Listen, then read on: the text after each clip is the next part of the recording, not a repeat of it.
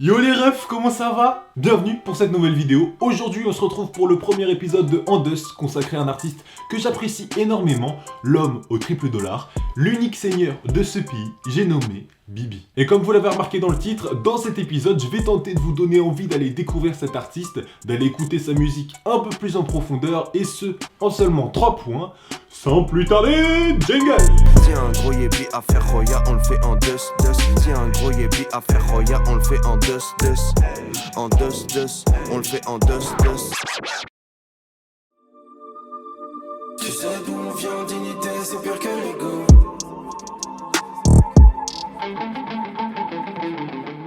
La première raison qui doit vous faire envie d'aller écouter Bibi, c'est qu'il a un univers qui lui est propre. Quand on écoute une de ses musiques, on reconnaît tout de suite que ça vient de lui. Et ça passe notamment par des gimmicks ou des leitmotifs qui reviennent fréquemment dans ses textes, et chez lui on retrouve par exemple le triple dollar, le seigneur, les 5 étoiles qui font aussi rappel aux 5 étoiles de technicité sur FIFA, et qui est aussi un projet qu'il a sorti il y a quelques années maintenant, avec aussi la version de luxe, par laquelle moi perso je l'ai découvert. Voilà. L'ancien. Bref, pour ceux qui écoutent déjà le bonhomme, je vous apprends rien du tout, mais pour les autres, c'est important. Par exemple, tu prends un SCH, un Laylo ou encore un groupe comme PNL, et ben ils ont tous cette authenticité, ils ont tous des gimmicks dans leur texte, et on arrive parfaitement à se rattacher à leur univers. Et ben avec Bibi, c'est la même chose, c'est pareil. Aussi, je trouve qu'il a un timbre de voix plutôt singulier, qui lui permet déjà de se démarquer des autres. Oui, ça compte comme un critère, je suis désolé, ça compte comme un critère. Bref, deuxième point.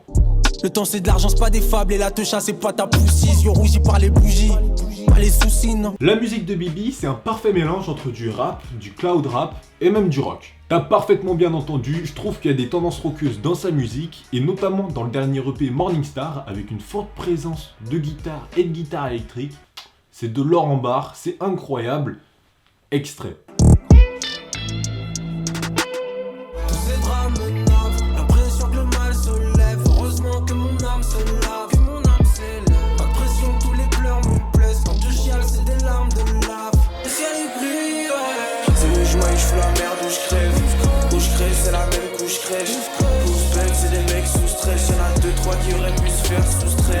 D'ailleurs, juste avant de continuer sur le dernier point, Bibi, si tu passes par là, libère-nous de Genesis, frère. Wow. Pour ceux qui savent pas, Genesis, c'est un EP qu'il a sorti juste avant Morningstar et qu'il a supprimé des plateformes du jour au lendemain. Et moi, je suis pas d'accord. Mala 800, Voyage Astral, Le Boy, Le Trip. Non mais oh, hein, je suis pas d'accord. Le peuple réclame Genesis, je réclame Genesis. Libérez Genesis. La misère veut me revoir à l'occasion. Tu parles abdon, peu de gens le savent. Et je taffe hard, je suis pas fainéant.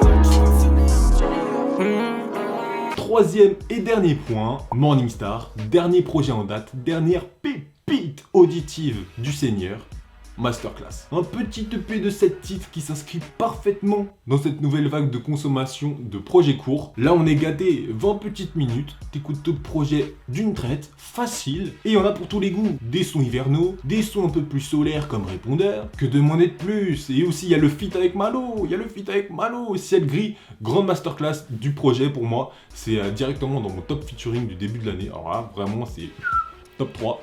Voilà, c'est tout ce que j'avais à dire pour ce premier épisode de Andust. J'espère qu'il vous aura plu. Allez prendre 20 minutes de votre temps pour écouter Morningstar. Que vous aimiez ou pas, s'il vous plaît, cultivez vos goûts. Quoi qu'il en soit, moi je vous dis à la prochaine. Prenez soin de vous. Ciao tout le monde.